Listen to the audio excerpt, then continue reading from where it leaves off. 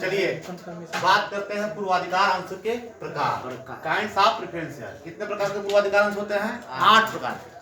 पहला क्या? संचयी पूर्वाधिकार अंश, कुमुलेटिव प्रेफरेंशियल। क्या होता है ये?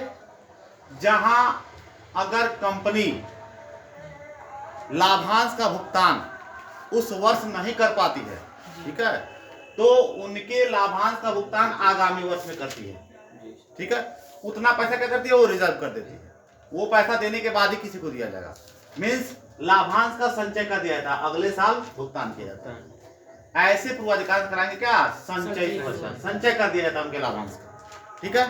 दूसरा क्या है? असंचयी पूर्वाधिकार अंश, जिसके लाभांश का संचय अगले वर्ष के लिए न किया जा सके, उस प्रकार के पूर्वाधिकार अंश कहलाएंगे क्या? असंचयी पूर्वाधिकार अंश। अगर लाभांश घोषित नहीं किया गया तो इनका निश्चित दर से लाभांश अगले साल के लिए रखा नहीं जाएगा। परिवर्तनशील पूर्वाधिकार अंश, ऐसे पूर्वाधिकार अंश जिनको जो है समता अंश में क्या परिवर्तित किया जा सकता हो, वो कहलाएगा परिवर्तनशील पूर्वाधिकार अंश। ठीक इसके उल्टा अपरिवर्तनशील पूर्वाधिकार अंश, ऐसे पूर्वाधिकार अंश जिनको समता अंशों में परिवर्तित किए जाने का ऑप्शन नहीं है, वो कहलाएगा क्या? अपरिवर्तनशील पूर्वाधिकार अंश, नॉन कन्वर्टेबल प्रेफरेंशियल। क्लियर है? Yes sir. चलिए शुद्ध पूर्वाधिकार अंश, ये क्या होता है? शुद्ध का मतलब वसूल हो जाएगा। शुद्ध का मतलब वसूल होना यानी भुगतान हो जाना, ठीक है। तो ऐसे पूर्वाधिकार अंश जिनका एक निश्चित समय में क्या किया जा सके?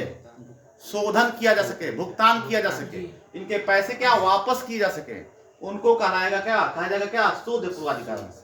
यानी 20 वर्ष के अंदर, कितने वर्ष के अंदर? 20 कंपनी अपने जीवन काल के 20 वर्ष के अंदर, कितने वर्ष के अंदर? 20 वर्ष के अंदर जो है इन अंशों का क्या करती है? भुगतान कर देती है, शोधन कर देती है। कहलाता है क्या? शुद्ध पूर्वाधिकार अंश, ठीक है जी। अशुद्ध पूर्वाधिकार अंश जैसे इसके उल्टा, ठीक है।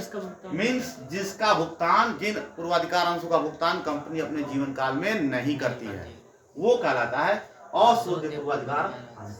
ऐसे अंशों का निर्गमन अब बिल्कुल नहीं होता है, ठीक है ना। तो ये हट गया है अशुद्ध पूर्वाधिकार अंश, ठीक है। जान लीजिए वैसे अशुद्ध पूर्वाधिकार अंश क्या होता है। कौन होता है? जिसका भुगतान कंपनी नहीं करती है अपने जीवन काल में।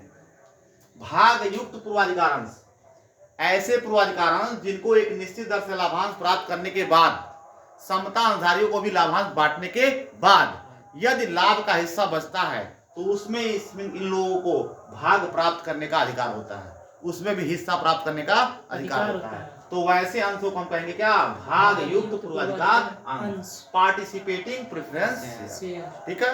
अब आइए अभाग युक्त पूर्वाधिकार अंश, जस्ट इसके उल्टा, यानी जिनको एक निश्चित दर से लाभांश प्राप्त करने के बाद, समता अंशधारियों को लाभांश बांटने के बाद अगर लाभ का हिस्सा बचता है तो उसमें हिस्सा प्राप्त करने का अधिकार इन लोगों को नहीं होगा, वो कहलाएंगे अभाग युक्त पूर्वाधिकार अंश, नॉन पार्टिसिपेटिंग प्रेफरेंस, ठीक है ना। समझ में आ गया?